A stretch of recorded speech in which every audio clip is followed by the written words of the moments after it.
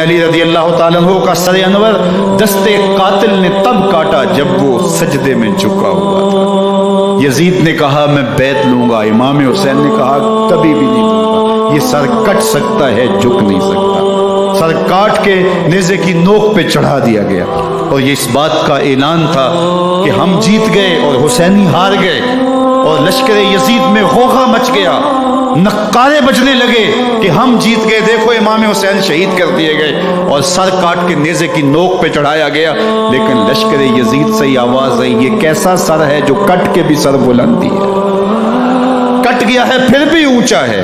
اللہ اکبر، یہ سر سجدے میں کٹا ہے، رب کے حضور عبادت کی حالت میں کٹا ہے۔ حسین آج بھی سجدے میں ہے۔